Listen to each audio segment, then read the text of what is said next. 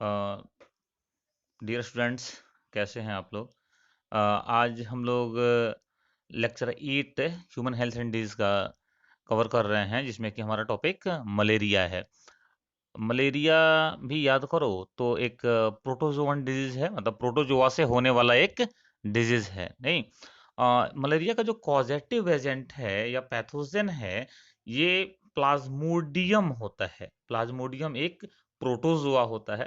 और ध्यान रखिएगा आप कि प्लाज्मोडियम के 4 स्पीसीज टोटल मलेरिया कॉज करते हैं।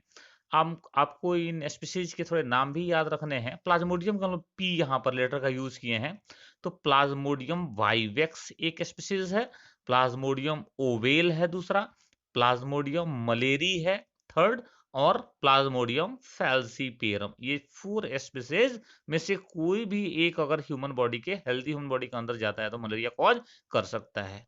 ठीक है। इसमें एक इंपॉर्टेंट बात यह है कि जो प्लाज्मोडियम फैल्सीपेरम है, ये सबसे ज्यादा खतरनाक मलेरिया ह्यूमन बीइंग में कॉज करता है, जिसको हम लोग सेरेब्रल या मैलिग्नेंट मलेरिया बोलते हैं।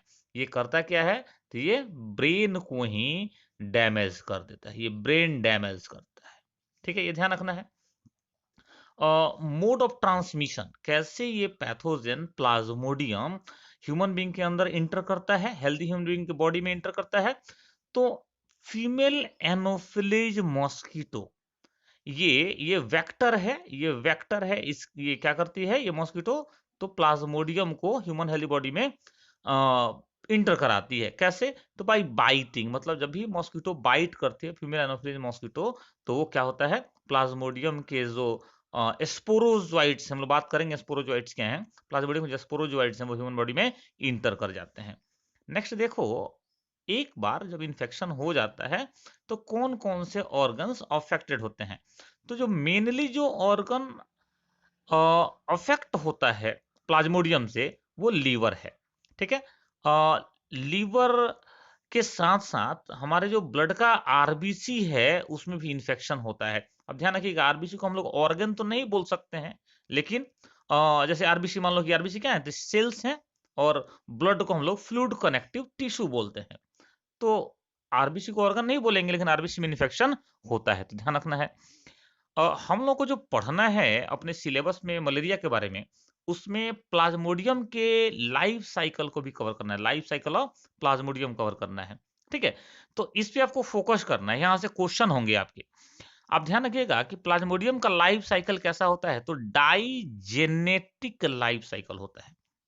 डाइजेनेटिक लाइफ साइकिल का मतलब हुआ कि कोई भी, जैसे प्लाज्मोडियम है क्या चीज, तो प्लाज्मोडियम एक पारासाइट है, प्लाज्मोडियम इंडो पारासाइट है।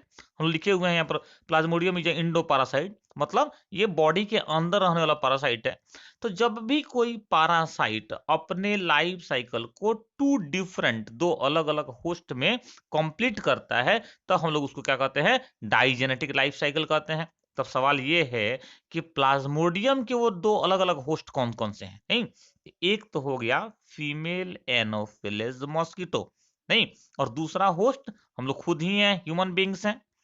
अब ध्यान रखिएगा, जो फीमेल एनोफिलिस मॉस्किटो है, वो होस्ट तो है ही, साथ साथ वेक्टर भी है। मतलब एक तो इसके बॉडी में ये प्लाज्मोडियम प्रेजेंट होते हैं, और दूसरा ये फीमेल एनोफिलिस मॉस्किटो प्लाज्मोडियम को कैरी करता है ह्यूमन बॉडी तक, तो ये वेक्टर का काम करता है। नहीं, और ह्यूमन क्या है, इसका दूसरा होस्ट है। ठीक है ना। फीमेल एनोफिलिस मॉस्किटो को हम लोग यहाँ पर बोलेंगे कि यह प्लाज्मोडियम का प्राइमरी होस्ट है।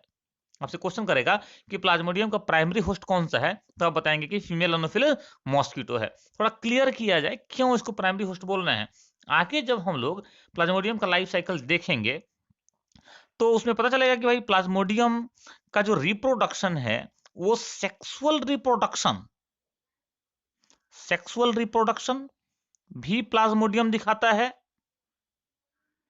और प्लाज्मोडियम एसेक्सुअल रिप्रोडक्शन भी दिखाता है, एसेक्सुअल रिप्रोडक्शन। तो आपको ध्यान रखना है कि प्लाज्मोडियम का जो सेक्सुअल रिप्रोडक्शन वाला पार्ट है, ये होता है फीमेल एनोफिलिस मॉस्किटो में, इसलिए इसको हम लोग प्राइमरी होस्ट बोलते हैं। जबकि जो जो एसेक्सुअल रिप्रोडक्शन वाला पार्ट है वो कंप्लीट होता है ह्यूमन बॉडी में, इसलिए हम लोग ह्यूमन बींग्स को प्लाज्मोडियम का सेकेंडरी होस्ट बोलते हैं। तो ये क्लियर हुआ कि प्राइमरी होस्ट क्यों बोलते हैं और सेकेंडरी होस्ट क्यों बोलते हैं। चलो आगे मूव करते हैं। प्लाज्मोडियम के लाइफ के अलग अलग स्टेजेस होते हैं, कई स्टेजेस होते हैं नहीं, उसमें से एक स्टेज आता है स्पोरोजोइट स्टेज। ये बार बार एग्जाम में क्वेश्चन पूछता है नहीं, स्पोरोजोइट स्टेज। तो प्लाज्मोडियम के जो स्पोरोजोइट्स होते हैं, ध्यान रखना है कि वही ह्यूमन बींग में क्या करते हैं, तो इन्फेक्शन कॉज करते हैं। मतलब ह्यूमन बींग में जो संक्रमण होता है, मनुष्य में जो संक्रमण होता है, वो प्लाज्मोडियम के किस अवस्था के कारण होता है, स्पोरोजोइट अवस्था के कारण होता है। ठीक है, इसलिए हम लोग नीचे लिख भी दिए हैं कि sporozoites are the infectious stage of Plasmodium. Plasmodium के संक्रमण करने वाले स्टेज को हम लोग क्या कहते हैं, स्पोरोजोइट्स कहते हैं। ठीक है, अब हम लोग को क्या करना है, तो प्लाज्मोडियम का लाइफ साइकिल देखना है कि कैसे प्लाज्मोडियम अपना लाइफ साइकिल दो होस्ट में, फीमेल एनोफिलीज मॉस्किटो में और ह्यूमन में कंप्लीट करता है।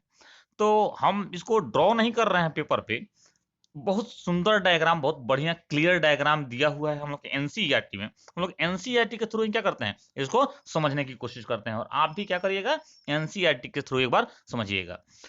यहाँ देखो, एनसीईआरटी है 12th का human health and disease chapter का। तो ध्यान से देखो, यहाँ पे एक लिखा हुआ है मॉस्किटो होस्ट। ये देखो ध्यान से, ये लाइन देखो, मतलब इधर वाला जो पार्ट है वो प्लाज्मोडियम का लाइफ साइकिल का वो पार्ट है जो मॉस्किटो होस्ट में कंप्लीट होता है। इधर देखो लिखा हुआ है ह्यूमन होस्ट, मतलब ये वाला जो पार्ट है इधर वाला जो लिखा हुआ है वो सारा कहाँ होता है, तो ह्यूमन होस्ट में कंप्लीट होता है। ठीक है, हम लोग स्टार्ट करेंगे कहाँ से, ह्यूमन होस्ट से स्टार्ट करेंगे, ध्यान रखना है। जैसे देखो यहाँ पे क्या है कि कोई फीमेल एनोफिलिस मॉस्किटो जैसे ही काटती है, बाइट करती है किसी हेल्दी ह्यूमन बीइंग को, तो होता क्या है, यहाँ देखो, तो जो प्लाज्मोडियम के स्पोरोजोइट्स हैं वो ह्यूमन बॉडी के अंदर इंटर कर जाते हैं नहीं, और फिर वहां से ये स्पोरोजोइट कहाँ पहुंचते हैं बताओ, ये पहुंचते हैं लीवर में। आपको ध्यान रखना है, लीवर में पहुंच जाते हैं। मतलब पहले इन्फेक्शन कहाँ हुआ, लीवर में। आप लोगों को याद रखना है कि लीवर में पहली बार ये प्लाज्मोडियम एसेक्सुअल रिप्रोडक्शन करते हैं और क्या करते हैं, अपना नंबर बढ़ाते हैं। तो फर्स्ट टाइम इन्फेक्शन भी लीवर में हुआ और first time Plasmodium asexual reproduction भी कहाँ किए, लीवर में किए। ठीक है, चलो अब लीवर से फिर ये प्लाज्मोडियम जो है वो पैरासाइट जो है वो कहाँ आते हैं, तो ये आ जाते हैं हमारे ब्लड के आरबीसी सेल्स में नहीं। ये प्लाज्मोडियम का सब लीवर सेल्स है, लीवर सेल जैसे ही फटता है, देखो यहाँ से ये लीवर सेल में इंटर किया, यहाँ पे अपने नंबर को बढ़ाया, और जैसे ही ये लीवर सेल फटता है तो ये प्लाज्मोडियम जो है ये कहाँ जाते हैं, तो आरबीसी में आते हैं। और आरबीसी में ध्यान से देखो तो अपनी संख्या को क्या कर रहे हैं, ये नंबर क्या कर रहे हैं, बढ़ा रहे हैं। अब की बार भी जो मेथड है वो एसेक्सुअल ही है, मतलब दोबारा से एसेक्सुअल रिप्रोडक्शन ह्यूमन बॉडी के अंदर ही प्लाज्मोडियम कहाँ करते हैं, तो आरबीसी सेल में करते हैं।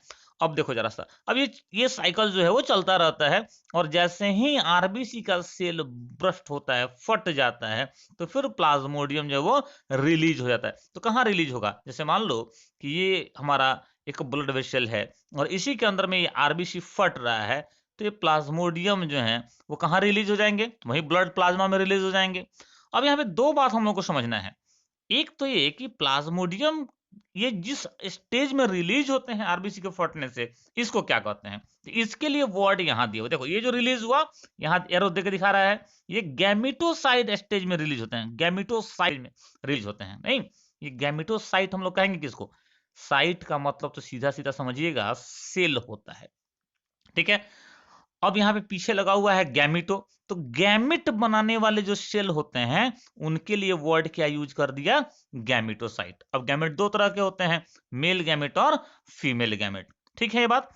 तो जब भी आरबीसी रप्चर हुआ तो जो प्लाज्मोडियम रिलीज हुए वो किस स्टेज में रिलीज हुए हैं, गैमिटोसाइट स्टेज में, मतलब कि इन्हीं से फीमेल गैमिट और मेल गैमिट बनने वाले हैं। ठीक है, एक बात तो ये हो गई। अभी हम लोग मॉस्किटो होस्ट में इंटर नहीं किए हैं, थोड़ा रुकते हैं यहाँ पे और कुछ और समझते हैं। बोलता है कि ये जो आरबीसी रप्चर हुआ है तो इसी समय में एक टॉक्सिक सब्सटेंस, एक टॉक्सिक मतलब जहरीला सब्सटेंस भी रिलीज होता है जिसको हम लोग हेमोजोइन बोलते हैं। हेमोजोइन बोलते हैं। ध्यान रखना है कि ये हेमोजोइन जब ब्लड में रिलीज होता है आरबीसी के फटने से, तब क्या होता है, तब यही जो मलेरिया के जो सिम्टम्स हैं वो कॉज करता है ह्यूमन बॉडी में या इन्फेक्टेड पर्सन के बॉडी में। और वो जो सिम्टम्स हैं, जो प्राइमरी सिम्टम्स हैं, जो मेन सिम्टम्स हैं, वो कौन कौन से होते हैं? तो चिलिंग होता है, ठंड लगती है बहुत ज्यादा, नहीं क्या होता है, चिलिंग होता है, चिल ठंड लगती है, और साथ साथ क्या होता है, तो हाई फीवर आते रहता है। ठीक है ना, सिम्टम्स को हम लोग अलग से भी देखने वाले हैं। तो ये समझ में आया कि हमारे में मलेरिया के सिम्टम्स क्यों क्यों दिखाई देते हैं। तो इसलिए कि आरबीसी के फटने से एक टॉक्सिक सब्सटेंस हेमोजोइन रिलीज होता है। चलो अब वापस आते हैं हम लोग मॉस्किटो होस्ट में। बोलता है कि जैसे ही इन्फेक्टेड ह्यूमन बीइंग में ये प्लाज्मोडियम के गैमेटोसाइट रिलीज हुए हैं, अगर ठीक उसी समय, अगर देखो ध्यान से यहाँ पे इस डायग्राम में, ठीक उसी समय अगर कोई फीमेल एनोफिलिस मॉस्किटो बाइट करती है, काटती है उस पर्सन को, तो वो क्या करती है, अपने मील के साथ, मतलब अपने भोजन के साथ सक कर लेती है, चूस लेती है, किसको, तो गैमेटोसाइट्स को भी। तो गैमेटोसाइट इस तरह से क्या होते हैं, ये इंटर कर जाते हैं कहां पर बताओ, तो इस मॉस्किटो के गट में, पेट में, गट बोल लो, स्टमक बोल लो, गट बोल लो, स्टमक बोल लो, या इंटेस्टाइन भी लिखा रहता है बुक में, नहीं इंटर कर जाते हैं। यहां जाने के बाद से अब ये मॉस्किटो के गट में मेल गैमेट, ये देखो ये मेल गैमेट हो गया, मेल गैमेट, और ये फीमेल गैमेट या एग बोल लो, ये किसके हैं, प्लाज्मोडियम के।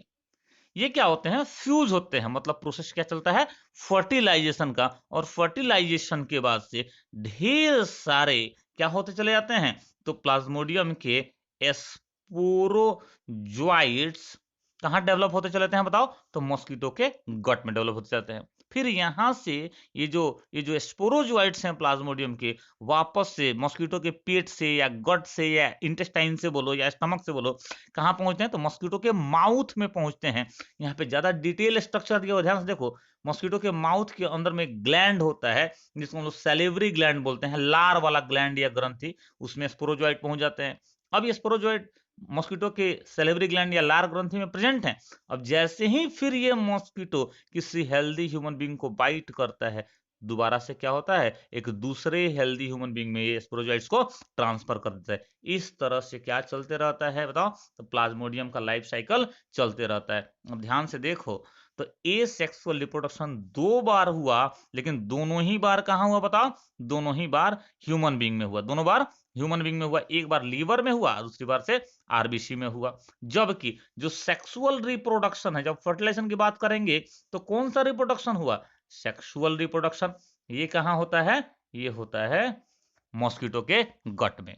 तो ये तो लाइफ साइकिल आप देख रहे थे। खूब आराम से एक बार आप एनसीईआरटी रखिएगा सामने और धीरे धीरे इसको समझने की कोशिश कीजिएगा, आपको याद हो जाएगा। चलो, लाइफ साइकिल देखने के बाद से हम लोग एक चीज समझे कि हमारे में जो हमारे में जो मलेरिया के सिम्टम्स होते हैं, वो किसके चलते होते हैं, तो वो हेमोजोइन के चलते होते हैं। और हम लोग थोड़ा सा सिम्टम्स को भी देख लें। इधर आओ, तो यहाँ लिखा हुआ है सिम्टम्स। शुरू शुरू में क्या होता है, जब इन्फेक्शन होता है तो अर्ली रेस्टलेसनेस होता है, थोड़ी बेचैनी हो जाती है, बेचैनी, अर्ली रेस्टलेसनेस होता है।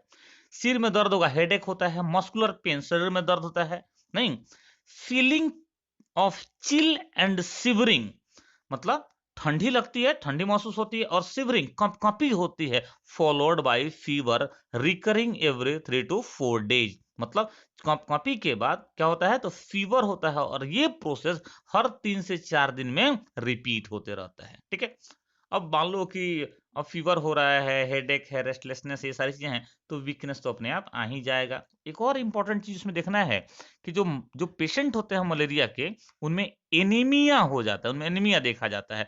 मतलब क्या है कि जब आरबीसी रप्चर करेगा, आरबीसी फटेगा, तो आरबीसी का नंबर घटेगा, और घटने के चलते क्या हो जाएगा, तो एनीमिया हो जाएगा।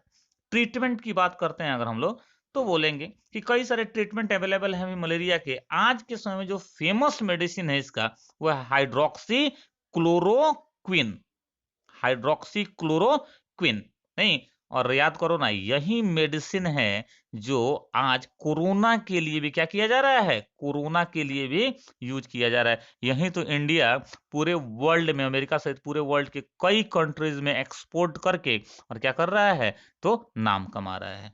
तो आप इस मेडिसिन को याद रखिएगा, हो सकता है कि पूछ दे। हाइड्रोक्सी क्लोरोक्विन मेडिसिन किसका है, मलेरिया का। और प्रेजेंट में क्यों पॉपुलर हुआ, क्यों इसका नाम आया है, क्योंकि ये कोरोना के पेशेंट को ट्रीटमेंट के लिए यूज किया जा रहा है। चलो लास्ट में प्रिवेंशन, मलेरिया से कैसे बच सकते हैं, मलेरिया को कैसे रोक सकते हैं। तो मलेरिया को रोकने का तो सीधा तरीका है कि क्या कर दिया जाए, मॉस्किटो कंट्रोल किया जाए। मॉस्किटो को कंट्रोल करेंगे तो मॉस्किटो बाइट कम होगा, तो मलेरिया भी स्प्रेड कम होगा, मलेरिया भी कम फैलेगा। कई तरीके हैं, आपको पता है, पहले से ही स्कूल टाइम से पढ़ते हैं। जैसे मान लो मच्छरदानी लगा के सोना, मॉस्किटो नेट जिसको हम लोग बोलते हैं, नहीं, मॉस्किटो रिपेलेंट का यूज करते हैं हम लोग, तरह तरह का क्वाइल जला लेते हैं, लिक्विड जला लगा लेते हैं हम लोग। और क्या करते हैं बोलो, तो आपको बताया जाता है कि घरों के अगल बगल जो है, या घरों में पानी जमा होने नहीं देना है, कूलर वगैरह से पानी हटा के रखना है, नहीं, छत वगैरह पे कहीं टायर वगैरह में पानी है तो उसको जमा होने नहीं देना है, गड्ढों को, जो छोटे छोटे गड्ढे हैं घर के अगल बगल, उनको भर देना है, ताकि मच्छर जो है वो कम कम पैदा हो। और क्या करते हैं बताओ, बोलते हैं कि डीडीटी वगैरह का स्प्रे होता था, आजकल तो और भी केमिकल्स आ गए हैं। नहीं, डीडीटी थोड़ा सा हार्मफुल है, कैसे है उसको हम लोग इकोलॉजी एंड इन्वायरमेंट चैप्टर में पढ़ेंगे। अभी समझो कि डीडीटी का यूज मॉस्किटो को किल करने के लिए किया जाता है। अ, आजकल बायोलॉजिकल कंट्रोल की बात हो रही है। गम्बूशिया, अपने यहाँ का गरई मछली, गम्बूशिया जो फिश है, आप इसको याद कर लीजिएगा। गम्बूशिया मॉस्किटो के लार्वा को क्या करता है, खा जाता है, और इसके चलते क्या होता है, मॉस्किटो कंट्रोल होता है। तो मॉस्किटो कंट्रोल करने के जितने भी मेथड्स हैं, जितने भी पॉपुलर मेथड्स हैं, उनमें से एक या दो या कई का यूज करके हम लोग क्या कर सकते हैं, मॉस्किटो कंट्रोल कर सकते हैं। साथ साथ इससे मलेरिया भी कंट्रोल होगा। सिर्फ मलेरिया ही क्यों बोला जाए, मलेरिया से होने वाले जो दूसरे डिजीज हैं, डेंगू है, चिकनगुनिया है, नहीं, ये सारे भी क्या हो जाएंगे, ऑटोमेटिकली कंट्रोल हो जाएंगे।